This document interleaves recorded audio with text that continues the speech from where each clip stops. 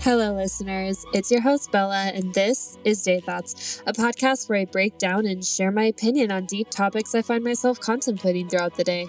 Day Thoughts is centered around open conversation and unique perspectives from both myself and guest speakers about various subjects like mental health, spirituality, and self-help. You can expect to see new episodes available for streaming every Friday. For the next 6 weeks, we will be exploring the topic of self-love in my new series, Loving You. This is episode 3. Stay tuned. Hey guys, welcome back. This is week 3 of my podcast. Oh my gosh, this is the 3rd episode that I've ever recorded. That's just so much fun. So you may notice that my voice is kind of scratchy right now. You may have probably you didn't notice that in the intro because I did like 17 takes to try and like clear my throat, but my mom tested positive for COVID this week, so prayers for her healing. I am feeling under the weather. I'm staying home, but it's still too early for me to get tested right now, so we'll see about that, fingers crossed. But anyways, when I recorded the episode, my voice was not like this, so luckily it's just going to be for the introduction that I sound like this. But anyways, today's episode is going to be talking about overcoming insecurity, and I could not have had a better guest speaker joining me today. Also my very first guest speaker, so whoop whoop. But her name is Kaylee Reeves. She is a close friend of mine from high school. She is she's such a positive light in this world, and she is so open about talking about body positivity and her experiences with mental health. So literally there couldn't have been someone that was better for this episode than her. So if you guys are excited, please like, follow, subscribe, depending on what platform you're listening on. And thank you for all of the support and love. Without further ado, let's jump right in. Are you ready? Whenever you're ready. Hi. Hello. Okay. So this is Kaylee. And like I said, we're going to be talking about overcoming insecurity today. So hello. Hey girl, what's up? I'm actually pretty glad that we were able to figure this out because it kind of took like forever. Yeah, like 25 minutes and 2 different links. It's like, I forget, like, I don't know. I'm just not good with technology, and that sounds really weird coming from me because my generation, I'm supposed to be good at technology, but like even because I messaged you and you were like, oh yeah, I already have like my mic and everything. And I was like, my dad literally had to tell me all of this. Like, I didn't know any of this. Dude, I literally, like, my brother was just barged into my room before you said, okay, let's start at 2. He barged into my room and I was like, I'm about to be on a podcast. And he was like, you want to use my microphone? And I was like, yes. Are you using it though? I am. It's right here. Oh, wow. I have a little mic too. It's like on my shirt though. It's kind of fun. I've never used one of those. It makes me feel very like business official. Yeah. But anyway, so the audio might sound different. You guys may notice that just because we are trying something completely different. Usually it's just me and my mic, and it's directly from my voice. So this time it's like a video thing. So we're trying this out. Bear with us. There's been technical mistakes, so we're just going to kind of move past that. But anyway, I honestly think that like of all the people that I've met, you're one of the realest people I know, just because you're so open about expressing what you're feeling and everything. And I just like, honestly, that made you perfect for this, just because insecurities are not easy to talk about, I don't think. Like, no, it can be it's really hard because I feel like when I was like at my peak of it, like everyone's so judgmental. Or they're just like giving you fake compliments so they don't have to talk to you about your feelings. So it is hard to open up about this kind of stuff. But honestly, like, I appreciate you being willing to talk about this because that takes a lot, and you're not in it alone. So don't worry. But I guess we can just jump right into it if you're ready. I'm ready. Okay, cool. So you've obviously been open about struggling with insecurities in the past. So my question is, what things do you feel like you struggled with the most? Yeah. So from like probably like 1st grade to 5th grade, I was like the shortest, skinniest little twig on the planet. But that's how everyone else around me was. But then I reached 5th and 6th grade when like puberty hit, and I started filling out, I guess is the right way to say it. I was no longer skinny because well, I'm gonna be honest, I grew boobs. And then after that I started having a gut, and my legs got bigger, and like at the school that we went to, we were just surrounded by girls that had like perfect bodies, and it was hard to adjust to it. And I felt like I thought I was fat. And looking back now, I'm like, girl, you were not fat. And honestly, I think that's the thing, because you mentioned like going to a school where girls had perfect bodies. I don't think it was just like our school. I think no matter where you are, like you're always going to be kind of comparing yourself to somebody else. And like, I think that that's kind of what the world like tells women to do, is like compete with each other and not build each other up, and not be positive about like, no matter what your body type is, no matter what you look like, or you know what I mean? Like, I feel like all women should be building each other up and not like competing with each other. Mm-hmm. And I think that society just pushes this perfect body. But like some people, like for me, I used to be like, oh my gosh, like my hips, like what's the deal? Like sometimes I put on like high-waisted jeans, they would literally break, like the buttons would pop off. And I was like, dude, what's going on? Like I didn't understand it. And then I realized like, those are my bones. Like I can lose as much weight as I want. Yeah. Like I will never be able to fit into these pants because my bones physically are too wide. And like some people's bodies just have to fill out correctly, or else you don't look healthy. You know what I mean? Yeah, I agree. Yeah, and I feel like when we were growing up, like all the actresses, all the models, like no one was like, I'm trying to think of the right word. Very little representation. They weren't supporting like different body types. Yes. They were like, if you want to be famous, if you want this, you want that, you have to look like this, or you're out of luck. So growing up, I didn't see like celebrities, singers, actors, actresses. They didn't have my body type because that's not what Hollywood was pushing. So I didn't see that. And anytime I did, it was like this girl in the corner that was getting made fun of for being fat. And like, how am I supposed to react to that? Mm-hmm. Yeah. Like if your body type was represented, it was not in a positive way. You know what I mean? I think that that's ridiculous, because like legitimately everybody's body is built differently. Like there are some people that can work out and eat 1 calorie a day and they'll never look like somebody else because their bone structure physically doesn't support that. You know what I mean? Like your body's beautiful. My body's beautiful. And so are other girls' bodies, whether they're skinny or, you know, it doesn't matter. Like truthfully, I just wish that that message was passed on more to girls that are like, ooh, voice crack, to girls that are like a younger age. I feel like it's like you kind of figure these things out a little bit as you get older, but when you're growing up, it's like everybody's story is hating themselves and then really like loving themselves, and nobody starts off just loving themselves from day one. Yeah, and that's horrible. And they are doing a better job at it, but at the same time, I also feel like every time they do have a girl who's like fuller or bigger, it's always centered around them wanting to be different, wanting to change. Yes. And it's never just them being a character that's totally fine with who they are, and they don't question it because they know they're beautiful. Yes, that's so true. That is like the realest thing ever.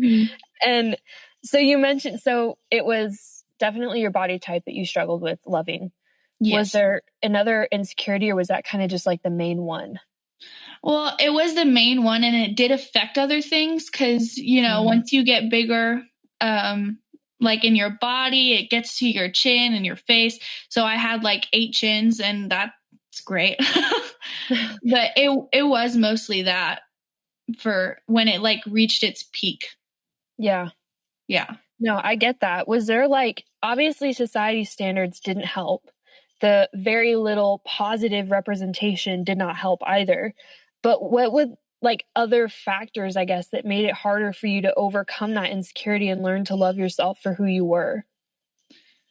The hardest part really, like, I struggled with it upper elementary, middle school. Like it was hard. And then like 8th grade, that's when I started liking boys and wanting to, do That's all where I that met my stuff. fiance was 8th grade. No, Bella. Oh my gosh. I met him there too. Thank you. And so in 8th grade, I had a crush on someone and he showed me attention and it was so great. And then another girl came along and he was just over it. Like we weren't like officially talking. We weren't dating. So he just kind of put his attention somewhere until a better offer came along. And it didn't help that it was, this blonde, skinny girl from a different school. And then, so that was a really low point too, but it wasn't the lowest because I got into high school and that's when I got into my first relationship. And the only reason we were in a relationship is because he gave me attention that no other guy was giving me. And that was the lowest point I got to when I was in that relationship. It was most of high school. And I felt like even though he was giving me attention, he was calling me beautiful, I could have done better. Someone's knocking at my window. What? We love Christine. Hold on. You're good.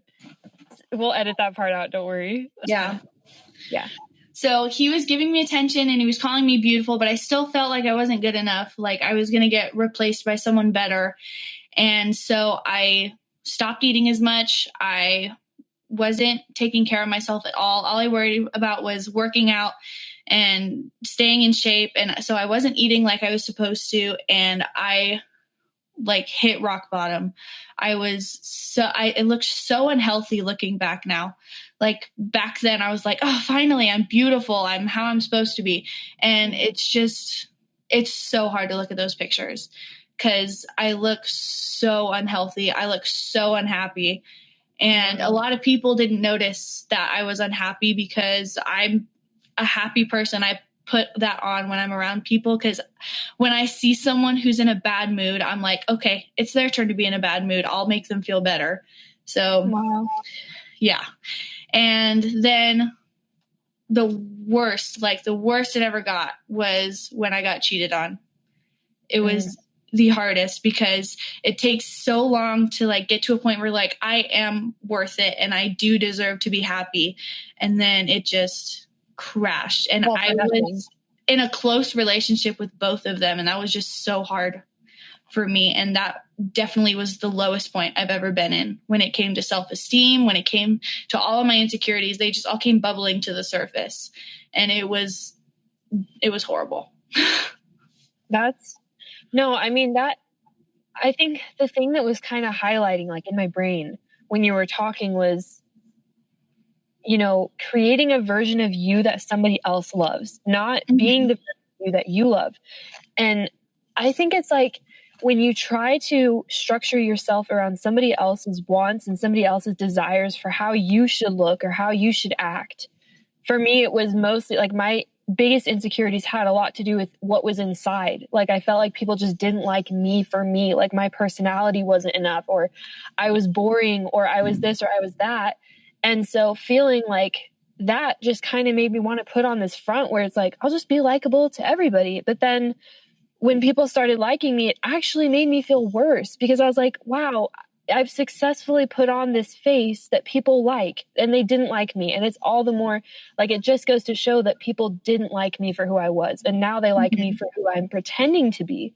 And I thought that would make me feel better, but it actually just made me feel worse. Yeah, that I totally get that. And it's so hard because when you get out of high school, you're like, no one cares what you're like. If you're fun and you make them feel better, they'll be your friend. Yeah. And like, it's not about what you wear or what you look like. It's literally just you and how you make other people feel. Yes, I agree. That's like people remember the most about you, the way that you make them feel. That's what they like the most about you. And not like how you look or how, anything like that. And I think that you mentioned graduating high school because in high school, you're surrounded by a number of people and you don't get to pick and choose who that is. But when you're out in the world, there's dozens of people that are attracted to someone like you, whether it's you know, in like a romantic relationship or just like a friendship. They're just attracted to your essence, I guess. Yeah. You have the same select few, and if you do one thing or if you have one bad interaction, you can be written off for the rest of your time there, you know? Yeah. It's hard. But like you mentioned how your insecurities impacted your self-love for sure. It made you feel depressed. You didn't have a good relationship with food, which that's really sad because food is like Dude, food is delicious. I'm fasting with my church right now, and I didn't realize how close the line between like and love was. But now that I can't eat bread, I miss bread. I can't have flour, and I love bread. It's right there on the like. I don't love bread. I love God and people and nothing else, but I really like bread. I was obsessed with half and half as a kid. Like I was the kid that would stash those little cups that you get for like at a restaurant. Oh. I would just down those things like they were shots. And then I found out I was lactose intolerant, and I was like, I learned to love oat milk shots. Oh, that's so funny. Me and my brother would do that too. Really? Yeah. I feel like there was that and the kids that stashed eggs, and I did that too. So, I don't know why I loved eggs, but anyway, that's so random. But so how else did these insecurities like impact your life? Did they affect your relationships and friendships, or? Yeah, it did get to the point where one of my best friends, she wouldn't tell me how she felt about my relationship because I just wasn't listening. And so people started drifting away from me friendship wise because I wasn't being myself, and they were like, this is not my friend Kaylee. I don't want to be around her. That's was the worst part, that it changed who I was. Like I wasn't happy all the time. I was worried about what he was thinking, what he wanted me to do, all that stuff. And suddenly I wasn't living for me. I was living for him, to please him, to make him better. Wow. And it's so hard because I could be in such a better relationship with God right now. But because I was so focused on him, I wasn't focused on myself. And like looking back, I needed a relationship with God before I had a relationship with anyone else. Right. And that is the one thing I would change, working on myself before I started working in a relationship, because that's not how relationships function. That's not how, and I think definitely for romantic relationships, that pressure is there. But I also think in friendships, like if you're pressured to do things that you're not comfortable doing, if you're pressured to act like you don't act like that at home, or dress a certain way, or, you know, change things about yourself to fit in, those are not friends. Those are people that you are trying to blend in with. And at the end of the day, even if you're successful, even if you achieve blending in, you know, you ultimately don't earn the satisfaction of surrounding yourself with people that just love you for who you are.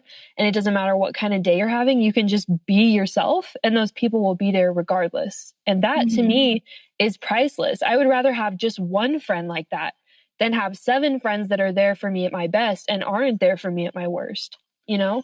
Yeah. Yeah. And I have a huge list of like friends, but I have really close friends that genuinely like being around me for me, because in high school, I wanted everyone to like me. And I think everybody did. Came from all my insecurity. I just wanted everyone to be my friend. I wanted everyone to like me. And because of that, and because people saw that, they used it. Yes. For their own benefit. Yeah. And I feel like I have so much more to offer in a friendship and a relationship, but I was never given the chance to do that because they were like, okay, she'll just pretend to be our friend, and when we need her, we'll include her. Yeah. Yeah. Which did not help the insecurities. But right. Yeah. No, I can see why. Yeah. But getting away from that and becoming more me than I ever have been, like, I know who my real friends are, because they don't care what I look like. They don't care what I wear. They just want to be around me, and I want to be around them. And that's the best relationships you could ever have. Yes. I completely agree. And that was kind of what I was going to ask you was like, so when, like, obviously you kind of reached rock bottom, you were starting to lose your friends, you were starting to lose yourself. And so at what point, like, what was it that kind of started to turn you around and started to help you love yourself again? So it was the end of my relationship. I had just realized that I was so worried about him getting hurt in our relationship that I didn't realize that I was hurting myself because of it. Wow. So I had to reach this point where I was like, this is not a healthy relationship for either of us, because he was so focused, like he thought that he could only be a Christian with me. And he could only focus on that. And so he wasn't himself either, because he was so focused on being the person I wanted him to be, which I didn't even realize I was doing. Wow. And that's I'm not going to say one was better or worse, because we were both changing each other and we weren't the people we were supposed to be because of that. Right. And when I got out of that relationship, I was like, I'm done with relationships with guys. I'm going to work on friendships. I'm going to work on myself. And I worked on my relationship with God. I joined the praise team at our school, and Yay. I miss praise band.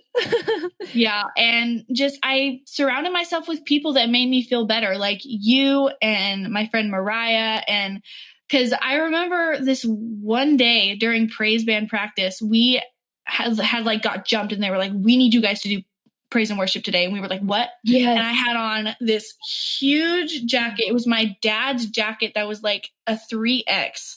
And I had this messy butt on. I didn't put any makeup on. And we were standing there practicing before we did it. And I was like, if I knew we were getting on this stage, I would have looked better today. And you were like, you look amazing. Don't worry about what everyone is thinking of you and what you're wearing, because you're amazing and you're up here to worship God.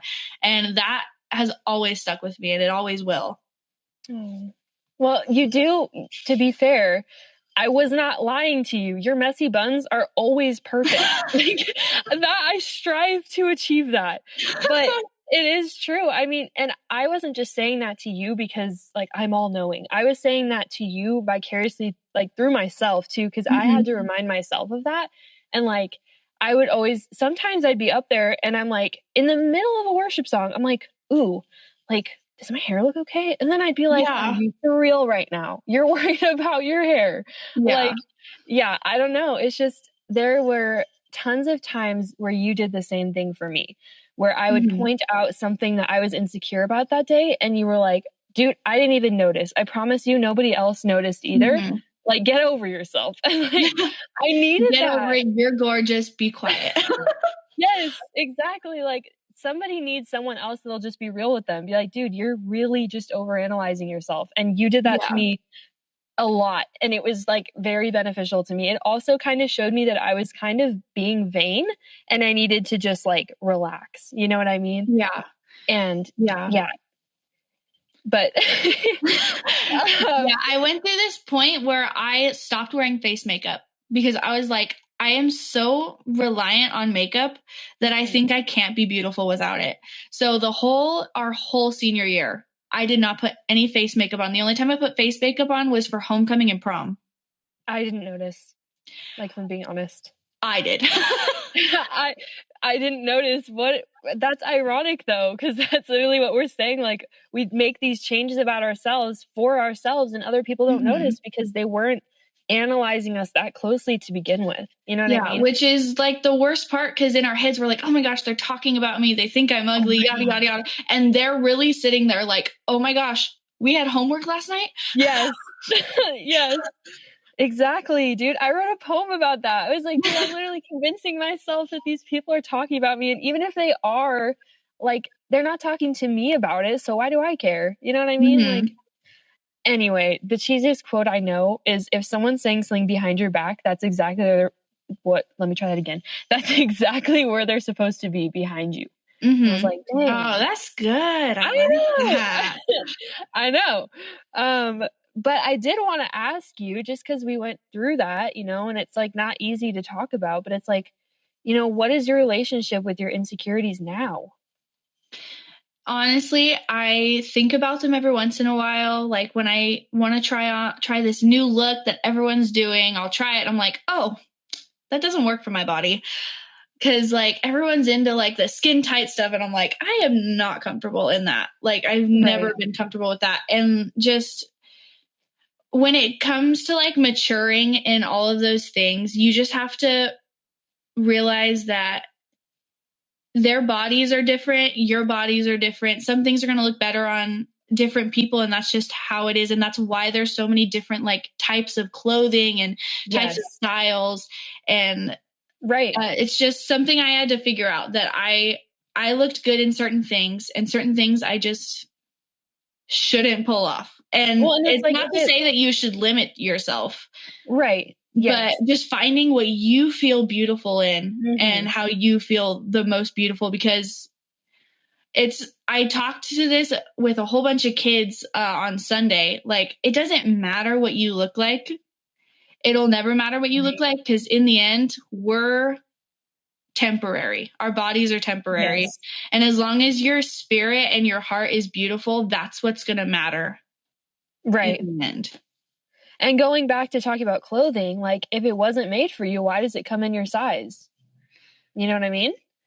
Like if it comes in your size, you can wear it. It's legal. Yeah.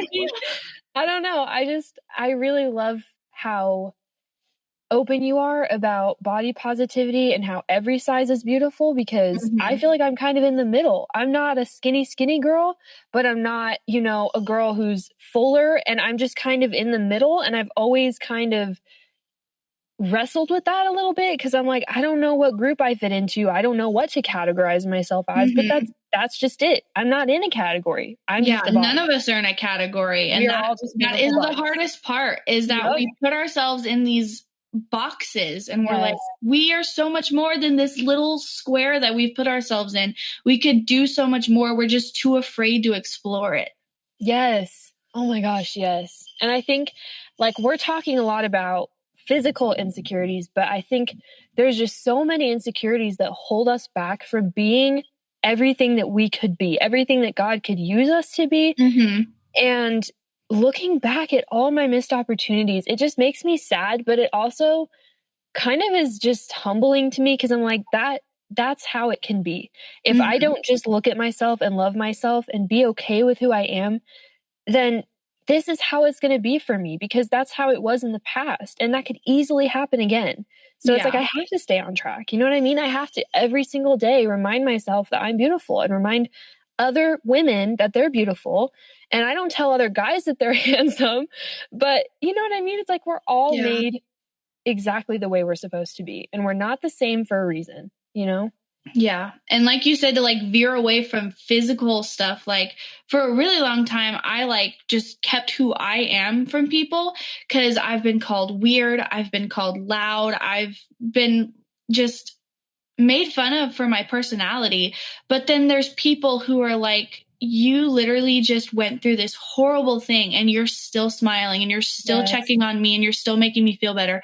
And it's those people that made me realize that even though they think I'm weird and they call me weird, it's not for them to say, because there are people that need me in their lives exactly who I am. And if I'm trying to be what someone else wants me to be, then I can't be the person I'm supposed to be. Oh my gosh. Yes. Copy and paste. I completely agree with that. Put it everywhere. I totally agree with that. I think that that's just so true. So then I kind of wonder, like, what is your advice to people who struggle with things that you struggled with? Like, what would your advice be to someone that's asking you, okay, I want to be like you. What do I do? Stop caring what the world thinks, because we are not going to be in this world forever. Our eternity is in heaven. And if you're confident in who you are in Christ, then nothing can stand in your way, and nothing can make you feel less, because you realize that your whole world is centered around a person that perfectly created you, that was praying for you when he was about to get beat and hung and killed. Yes. Because he didn't care about himself. He cared about us and what we were going to become, because he already knew his plans for us.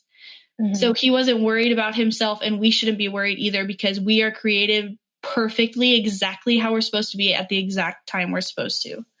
Yes. And surround yourself with people who embrace every part of you. Mm-hmm. They'll call you out when you're not, when you suck, but they don't tear you down, and they don't make you feel like you're not enough, or like you have to be somebody else or something else to fit in or be on their level, because there is no levels. There is no such thing as out of someone's league. There is no such thing as a 1 or a 10. We are all 10s. We're all in each other's league because we're all in the same basket. You know what I mean? We're all on Earth. If there was some people that were out of other people's leagues, they wouldn't be on the same planet. You know what I mean? That's my opinion. I just thought of the vine, but but that's my opinion. And I think that, the sooner we all realize that it's not a competition, there is no such thing as perfection. We can all just start to embrace who we are and uplift each other and just achieve self-love. That's the goal at the end of the day, But honestly, thank you for this. This was such a good conversation. I'm so glad that we're friends. I'm glad that I have you in my life. Me too. And thank you for opening up about something that's not easy to talk about. It definitely takes a lot of strength, for sure. Yeah. Yeah, it is hard, but like, this doesn't feel like opening up. It feels like just me talking to a friend. And that's what's so great about our relationship. Like, it doesn't matter where we are in life or what's going on. Or whether we can hear each other or not. Yeah. It's my fault. But it's just, we can literally just text each other and be like, I need to be uplifted and I need some help. And we can just rely on each other for that. And I think that's so special. And that's why we were sent to the same school, why we were put in each other's lives. It's all a part of the plan. I completely agree with that. And I hope that you will join me again, because that would be fun. Now that we know how to make it work. But yeah, so I guess that kind of just wraps up today. All right. Well, if you have a little parting message. Don't be insecure. That works. That's just kind of overcome your insecurities. Yes, that's better than mine. Pretend I didn't do that. But yes. So next week, I'm actually going to be talking about the do's and don'ts of confidence. Like, what does healthy confidence look like? And I should be having another guest speaker. This was a good trial run for sure. I think it went well. And anyway, I'm just really excited. I hope that you guys enjoyed this episode, and I will see you again next week. Bye.